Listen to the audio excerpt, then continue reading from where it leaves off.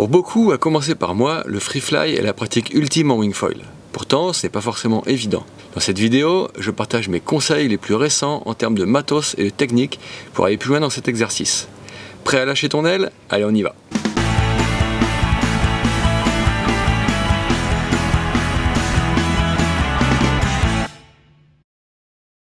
Salut les copains et bienvenue avec moi sur la Water Sport Zone. Cette semaine, on va parler de freefly, de downwind et de surf en wingfoil. Alors j'avais déjà fait une vidéo sur le freefly ou le downwind, mais je souhaitais la compléter parce que depuis que je l'ai faite, d'une part le matos a évolué et d'autre part j'ai aussi compris de nouvelles choses à travers ma pratique et à travers les échanges que j'ai pu avoir avec divers autres riders. Donc tout d'abord, pour ceux qui n'auraient pas vu la première vidéo qui traite des bases du freefly, je les invite à aller la voir avant de revenir à celle-là qui correspond déjà à un niveau plus élevé. Donc le lien il est en description ou ci-dessus. Bien sûr, au passage, et pour ne plus rater les contenus qui peuvent vous intéresser, n'oubliez pas non plus de vous abonner et d'activer les notifications en cliquant sur la cloche. Je croise plein de gens qui me demandent comment me remercier pour toutes mes vidéos. Et déjà, je voulais dire que ça me touche, c'est sympa. Et au-delà de ça, c'est toujours cool de se voir en vrai sur les spots. Et aussi, du coup, j'ai envie de vous dire que en fait, c'est vos abonnements, vos commentaires, vos likes, vos partages. C'est ça qui m'aide le plus puisque ça active l'algorithme de YouTube pour que mes contenus soient plus mis en avant et touchent encore plus de monde. Donc merci de votre soutien et de votre fidélité. Et puis continuez comme ça, en fait, c'est top. Alors, pour revenir au sujet qui nous intéresse aujourd'hui, on va donc parler de freefly ou de downwind. Je vais donc commencer par jouer sur les mots en différenciant les différentes façons de faire du freefly parce que ça me semble très important pour la suite afin que l'on se comprenne bien. Le freefly regroupe donc, selon moi, plusieurs pratiques qui n'ont pas tout à fait la même logique, mis à part le fait de tenir l'aile déventée sur le côté. Ces différentes pratiques ont notamment une influence forte sur les choix de matos le plus adaptés, et c'est pour ça que pour qu'on se comprenne bien, je veux définir ce dont on parle, quitte à caricaturer un petit peu. Donc il y a tout d'abord le downwind pur. Dans ce cas, en fait, là il s'agit de descendre vent arrière d'un point A à un point B, dans le clapot ou dans la houle. Ici, on ne cherche pas les virages, juste à descendre le plus vite possible sous le vent. Les virages ne constituent pas une fin en soi, mais juste un moyen de conserver une ligne. Ensuite, le freefly avec des virages et des carves, c'est une autre façon de pratiquer. Là, c'est dans le clapot ou dans la houle, ou une combinaison des deux.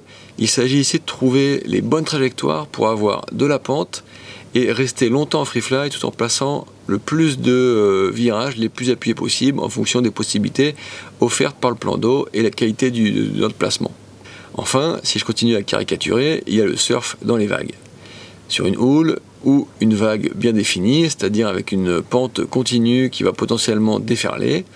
Et en fait là, on veut dessiner des courbes avec un max de flow et de carve, finalement sur le même principe qu'en surf, shortboard ou peut-être plus même longboard. Comment est-ce qu'on différencie le clapot et la houle? Bon, là c'est un peu ma propre définition, mais pour moi le clapot en fait il est formé par le vent. Il s'arrête lorsque le vent s'arrête. Il y a une période courte, du style peut-être 4 secondes ou quelque chose comme ça. Mais potentiellement en fait il offre une pente plutôt raide. Donc c'est le plus souvent par exemple ce qu'on a en Méditerranée dès que le vent souffle assez fort. La houle, elle arrive de loin avec une période plus longue, du style peut-être 9 secondes. Et ça c'est généralement plus la houle océanique. Et elle a une vitesse de déplacement potentiellement élevée, mais une pente souvent relativement faible, à moins qu'elle ne passe sur un haut fond. La vague, après elle, c'est carrément une déferlante qui casse sur un banc de sable, une pointe, un haut fond. Elle peut être plus ou moins creuse et puissante selon divers paramètres de taille, de période, de fond, etc. Donc ces précisions, elles sont nécessaires parce qu'en fonction de ces éléments, le matos, le mieux adapté à votre pratique et vos conditions, peut varier de manière significative, en particulier au niveau des foils. Pour donner le meilleur d'eux-mêmes, les foils doivent être adaptés aux conditions que vous rencontrez et à ce que vous voulez en faire. Par exemple, quand on navigue en vague, on a de la pente à dispo pour générer de la vitesse, donc ce qu'on va prioriser, ce sera la maniabilité pour faire des virages et la vitesse pour pouvoir tenir le rythme de la vague. Le glide et la finesse, qui permettent de garder de la vitesse longtemps sans pente et donc favorisent les connexions, n'est pas forcément un enjeu. En downwind pur, au contraire, on va rechercher le glide et la finesse pour voler le plus loin possible et le plus vite possible, même dans les zones sans pente ou à pente faible et potentiellement aussi pour le pumping. La maniabilité et la vitesse de pointe seront moins primordiales. Et plus la houle sera longue et avec de la période, plus il faudra augmenter l'allongement du foil pour augmenter son efficacité, notamment en vitesse. Enfin, la pratique intermédiaire du free fly est un compromis de tout ça, où l'on placera les curseurs de priorité en fonction des conditions, force du vent, taille et pente du clapot ou de la houle. Ici, l'envie, c'est globalement de faire des virages et d'optimiser le temps de vol avec l'aile déventée et non propulsive. Personnellement, je crois que mon Instagram en témoigne, c'est ce que je fais le plus et ce que je préfère. Donc, pour être très concret au niveau matos, ce sont surtout les foils qui vont varier. Pour la planche et la wing, les conseils que j'avais donnés dans la première vidéo sont toujours d'actualité. En wing, il faut rechercher la légèreté et la stabilité. En planche, une planche petite pour la maniabilité, avec des rails bien étudiés pour limiter les touchettes, et pas trop petite non plus pour ne pas se compromettre sa sécurité notamment.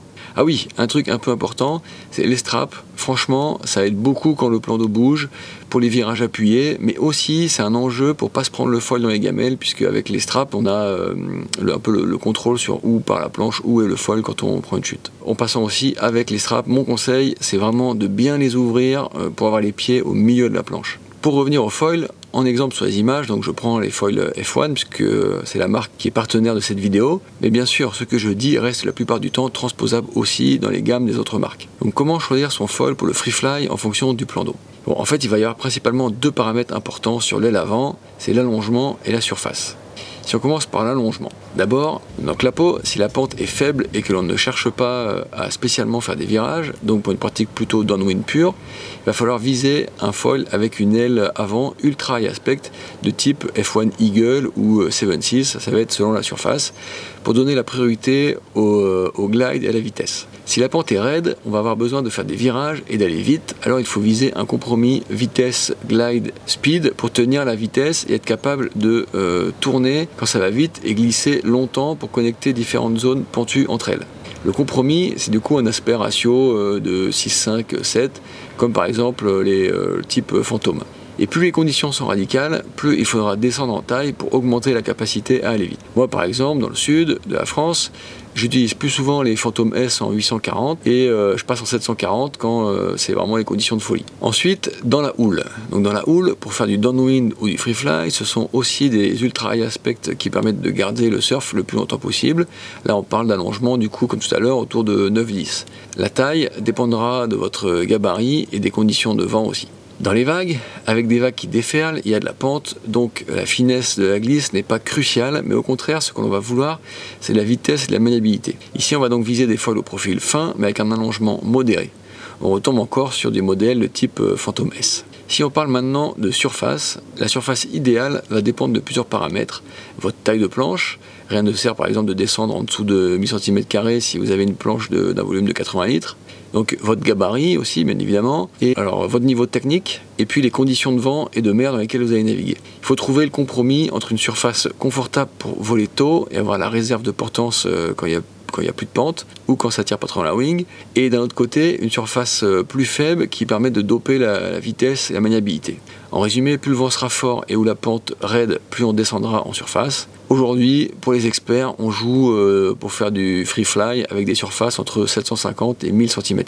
Le stabilisateur de son côté a aussi un rôle très important, notamment pour libérer le rayon du virage, donc avec un stabilisateur plus petit, ou pour aider au démarrage dans le pumping avec un stabilisateur assez allongé, entre guillemets high aspect lui aussi. Plus le stab est petit, plus il donne de la mania, mais moins il aide au démarrage ou au pumping aussi, et moins il stabilise également la conduite, même ne serait-ce qu'en ligne droite. Concernant les mâts, j'ai pas changé d'avis. Pour moi, en fait, on parle d'un mât pour bien surfer 85 pour la tolérance de hauteur et puis toujours la maniabilité. Et il faut qu'il soit bien rigide et puis le plus fin possible tout en gardant rigidité pour favoriser la glisse. Passons maintenant aux conseils techniques. Les bases, depuis ma dernière vidéo, n'ont pas changé. Donc premièrement, observez le plan d'eau et en particulier le dos du clapot devant soi qui est très instructif. Si la pente est raide devant toi, alors il y a un creux à exploiter. Deuxièmement, il faut toujours essayer de rester haut dans la pente et surtout éviter de descendre tout droit. Si on fait ça, on se retrouve sur le plat, on perd la source de propulsion et donc on freine. Troisièmement, il faut savoir appuyer sur l'avant de la planche en descente de vague. Comme en skate, il faut s'engager, sinon le foil sortira de l'eau et ce sera la chute. Quatrièmement, le pumping, en fait, c'est pas une finalité, c'est juste une ressource à employer si besoin. Maintenant, qu'est-ce que j'ai appris depuis 1 an et demi à la dernière vidéo?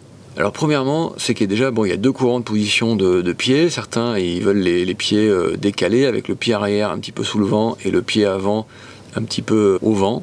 Et puis d'autres, comme moi, d'avoir les pieds en fait sur l'axe de la planche. Moi, je suis plutôt dans cette idée-là. Après, c'est comme on veut, mais l'important en fait, c'est de se sentir à l'aise pour carver dans les deux sens. Et pour moi, c'est bien d'avoir les pieds dans l'axe de la planche, mais pour ça, par exemple, si on a des straps, il faut vraiment ouvrir les straps. Si on n'ouvre pas les straps, c'est pas possible. Et de la même manière, comme j'ai dit tout à l'heure, avec les straps, c'est un petit peu plus facile et un petit peu moins dangereux aussi parce qu'on contrôle mieux la position de la planche et donc du foil dans les gamelles. Ensuite, autre chose que j'ai appris, c'est que pour mieux tourner et notamment en backside, il faut pas hésiter à changer la wing de main. En fait, ça c'est pour favoriser le fait de tourner les épaules et donc de faire de beaux virages. Les épaules et le regard, en fait, ils doivent anticiper le virage, anticiper notre trajectoire. Et en fait, vraiment la rotation des épaules en anticipation du virage, c'est vraiment la clé de belles courbes. Exactement comme en surf. Sinon, donc troisièmement, attention au placement de votre liche d'aile. Le choix de la bonne main selon la direction du vent est assez important. Par exemple, vent onshore, en fait, c'est pas hyper impactant, mais par vent side, ça fait vraiment une différence. Il faut vraiment essayer de mettre le leash sur la main qui tiendra majoritairement la wing au surf. Parce que si on le met sur l'autre, en fait, juste, ça nous libère, on peut pas écarter les bras, enfin, ça va nous gêner. Et c'est pas ce dont on a envie quand on est en train de surfer une vague ou un clapot. On a envie de se concentrer sur ce qu'on fait et pas sur une gêne de leash. Autre chose avec la wing, en fait, c'est aussi qu'il faut savoir la passer, la wing derrière, même parfois par vent onshore. Ça, c'est quand elle dévente ou qu'elle tombe en face de nous, parce que en fait, notre vent apparent annule le vent réel. Et à ce moment-là, il y a souvent une fenêtre de tir pour la passer derrière nous et nous libérer en fait. Parce que quand elle est derrière nous, franchement, on a plus de vision et en fait, finalement, ça fait gagner aussi de la vitesse. Puisqu'en fait, quand elle tombe devant nous, ça nous fait un frein. Donc, passer la wing derrière, la wing ne freine plus et c'est vraiment un plus. Alors, si on a l'opportunité de le faire, il ne faut pas hésiter, il faut le faire et après, elle ne nous embête plus. Ensuite, il faut se forcer à fléchir les jambes, notamment sur les virages en pointe de pied. Fléchir les jambes, rabaisser ses appuis, c'est hyper important pour l'équilibre et la tolérance. Autre chose, en ce qui concerne les virages, tourner sec, c'est super, c'est ce qu'on cherche, mais en fait il faut le faire seulement s'il y a de la pente. Ça permet de relancer, ça permet de...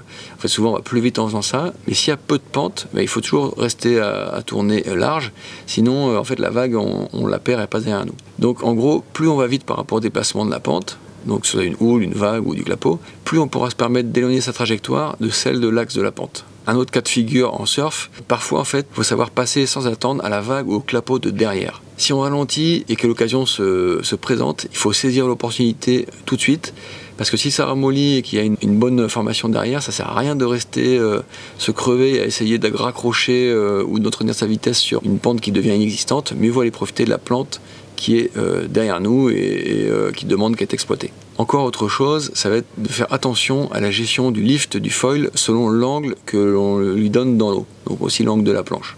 Quand on met de l'angle sur la planche, donc en fait le lift du foil renvoie de la puissance toujours dans l'axe du mât. Quand on a de l'angle, en fait il pousse vers nous, mais dans une direction où finalement il y a de l'eau. Et donc souvent ça nous redonne plus de vitesse. Lorsqu'on est à plat, donc le mât à la verticale, le lift soulève nous soulève.